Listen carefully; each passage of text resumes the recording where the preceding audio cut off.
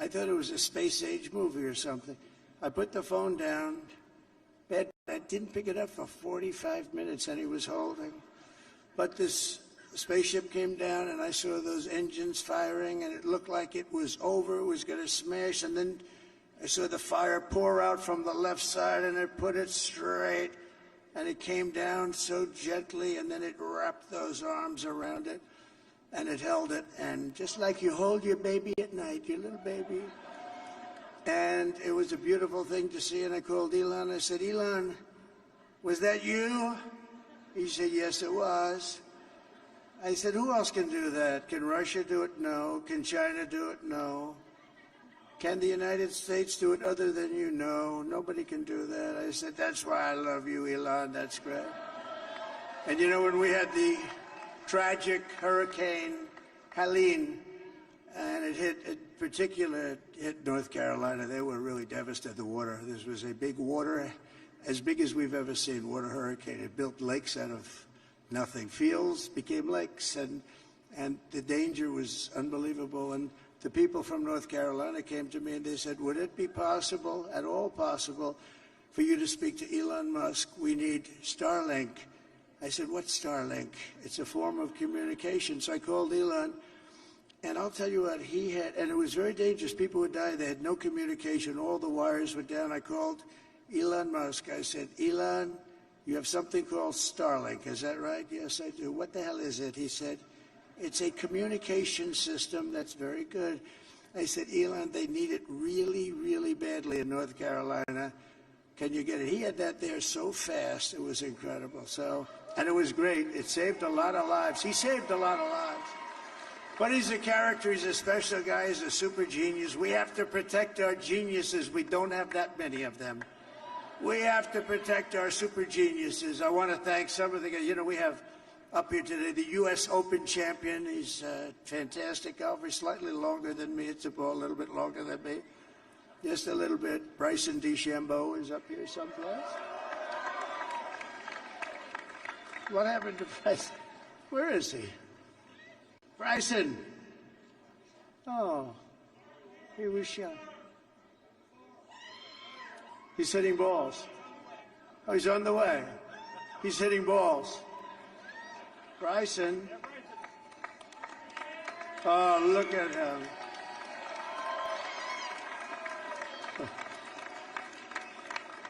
He's got a great career going. Great U.S. Open, Bryson. That's a fantastic job. And we also have a man, Dana White, who has done some job. He's a tough guy.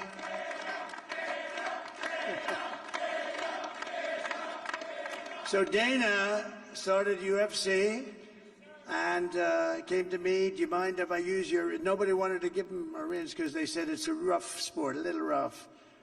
And I helped him out a little bit, and I went, and I said, this is the roughest sport I've ever seen, but I began to like it, and he loved it, and nobody's done a better job in sports. And you know, he's a very motivational kind of a guy, what he does. He gets these fighters, and they really go at it, and it's become one of the most successful sports enterprises anywhere at any time.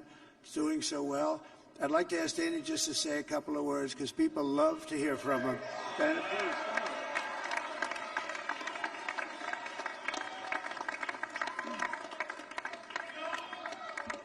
Nobody deserves this more than him, and nobody deserves this more than his family does. This is what happens when the machine comes after you. What you've seen over the last several years, this is what it looks like. Couldn't stop him. He keeps going forward. He doesn't quit. He's the most resilient, hard-working man I've ever met in my life. His family are incredible people. This is karma, ladies and gentlemen. He deserves this. They deserve it as a family. I want to thank some people real quick. I want to thank the Nelk boys, Aiden Ross, Theo Vaughn, Bussin' with the Boys, and last but not least, the mighty and powerful Joe Rogan.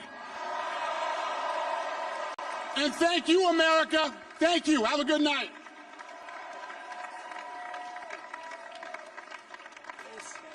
That is a piece of work. No, he's really an amazing guy. But most of all, I want to thank the millions of hardworking Americans across the nation who have always been the heart and soul of this really great movement.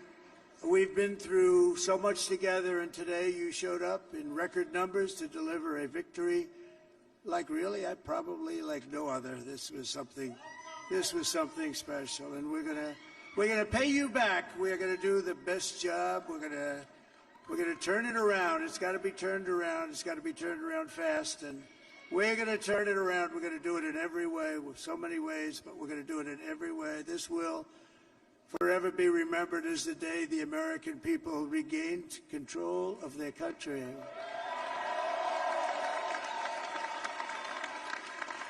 So I just want to say that on behalf of this great group of people, these are hard-working people, these are fantastic people, and we can add a few names like Robert F. Kennedy Jr. He came out. And he's going to help make America healthy again.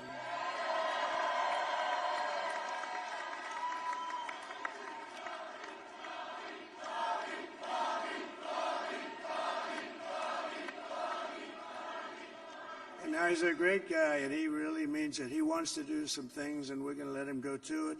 I just said, but, Bobby, leave the oil to me. We have more liquid gold, oil and gas. We have more liquid gold than any country in the world, more than Saudi Arabia. We have more than Russia.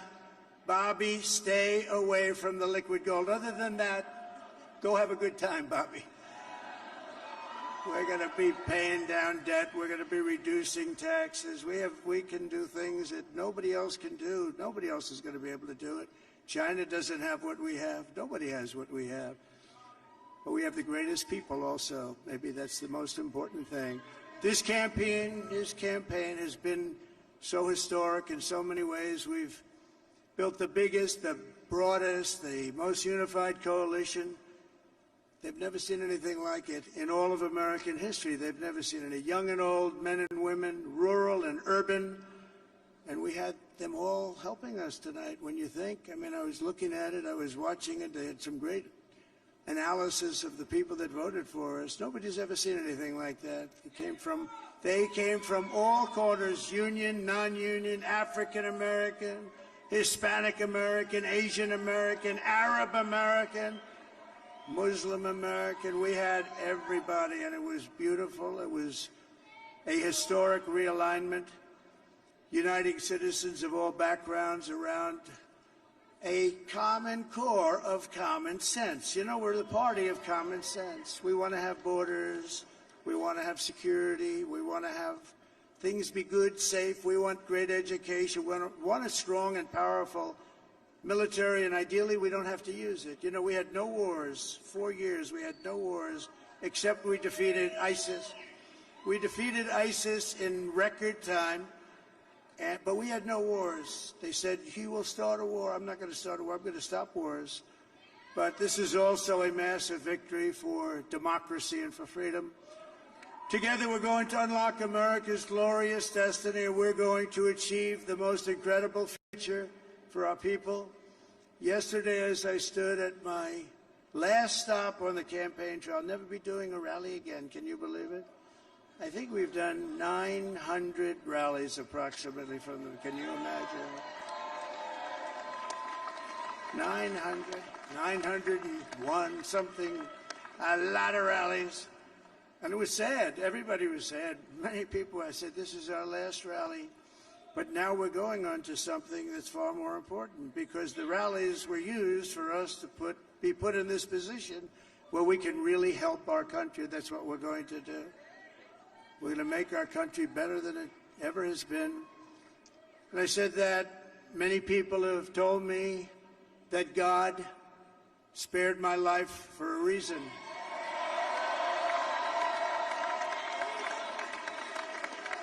And that reason was to save our country and to restore America to greatness. And now we are going to fulfill that mission together. We're going to fulfill that mission. The task before us will not be easy, but I will bring every ounce of energy, spirit, and fight that I have in my soul to the job that you've entrusted to me. This is a great job. There's no job like this. This is the most important job in the world. Just as I did in my first term, we had a great first term, a great first term. I will govern by a simple motto: promises made, promises kept. We're going to keep our promises. Nothing will stop me from keeping my word to you, the people. We will make America safe, strong, prosperous, powerful, and free again. And I'm asking every citizen all across our land to join me in this noble and righteous endeavor. That's what it is. It's time to put the divisions of the past 4 years behind us. It's time to unite. And we're going to try. We're going to try. We have to try. And it's going to happen. Success will bring us together. I've seen that. I've seen that. I saw that in the first term. When we became more and more successful, people started coming together. Success is going to bring us together, and we are going to start by all putting America first. We have to put our country first for at least a period of time. We have to fix it. Because together we can truly make America great again for all Americans. So I want to just tell you what a great honor this is. I want to thank you. I will not let you down. America's future will be bigger, better, bolder, richer, safer, and stronger than it has ever been before. God bless you, and God bless America. Thank you very much. Thank you. As you just heard, that was former President Donald Trump declaring victory in remarks to his supporters gathered in West Palm Beach, Florida. The Associated Press has not yet declared a winner in the U.S. presidential race. But just before Trump came out to address his supporters, we brought you his comments live. The Associated Press called the battleground state of Pennsylvania for the former president. That adds another 19 electoral votes to his total. That's also the third of the 7 battleground states that AP has called for Trump tonight. The other 4 remain outstanding at this hour and too early to call. So just an update on the electoral vote totals. Right now, Donald Trump has 267 and Kamala Harris has 224. That total for her also includes 4 electoral votes from New Hampshire and 10 from Minnesota, which the AP called for the vice president just moments ago as Trump was speaking. It also includes 1 electoral vote from Maine's 2nd congressional district for Donald Trump. So here to dissect all of this with me is yet again Saagar Meghani. Saagar, I want to talk first about this call in Pennsylvania. That's one of those states we've been talking about all night. The AP has determined that Donald Trump is the winner there. How momentous is this? It's big, not in the least, because it's the biggest prize of those 7 battlegrounds, those 19 electoral votes. Pennsylvania was the state where these campaigns, going back to when it was still the Biden campaign in March, visited more than any of the other battlegrounds, more than Michigan, more than Wisconsin, North Carolina, Georgia, Arizona, Nevada. Pennsylvania was where they all put in so much effort. Joe Biden flipped it back from Donald Trump 4 years ago. Kamala Harris was not able to hang on. At the time that the AP made this call, Trump was up 175,000 votes. He had cut into Harris's margin in Philadelphia. Democrats always rely on a lopsided win in Philadelphia and in Pittsburgh. Harris is not able to pull that off. She performed worse than Biden 4 years ago in nearly every county in Pennsylvania. That's how Donald Trump was able to get these 19 votes and put him on the cusp of reaching 270. And so as we look at the map, as our viewers see the other states that remain outstanding, they're still mostly those battleground areas. And so I would imagine all the people tabulating and looking at these votes are looking at close margins maybe, but also kind of seeing where all of that's coming down for both candidates. Yeah, when you look at a place like Michigan, it's the area around Detroit and Wayne County that takes some time to tabulate. Wisconsin is Milwaukee County, so they're going to spend a lot of time there. We've talked about Maricopa County in Arizona. That always takes a while. And you have Nevada. Those are the 4 remaining battlegrounds. But the paths to victory that the Harris campaign had talked about have all but gone away. You know, they really needed Pennsylvania and those 19 votes. And now they have to wait and see. The vice president did not come out and speak tonight. We should note they were having a watch party at her alma mater here in Washington at Howard University, and they came out and said, okay, races are too close to call, still a lot of votes to be counted. We'll see you all tomorrow.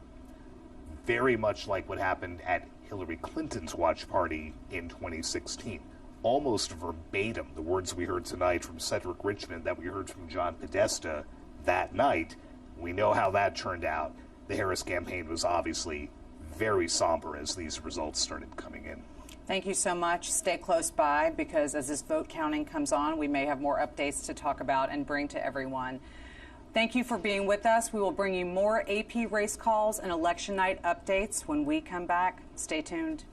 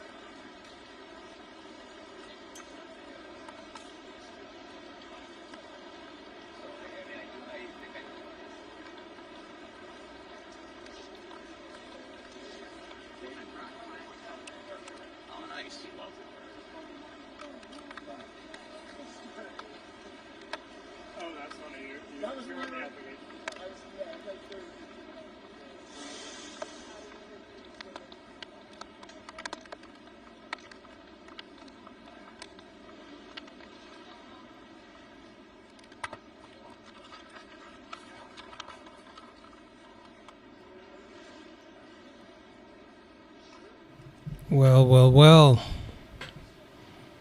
Hey. 1 2 1 2. Can you hear me? Can you hear me? Can you hear me? How loud am I? Check. 1 2. Hold on. Let's fix the camera a little bit. That's what's up. Zoom it in a bit. Yes. Righty. Okay. A little bit more to that side. Yes, sir. Can you hear me? Can you hear me? Can you hear me? We here. Hold on. Still.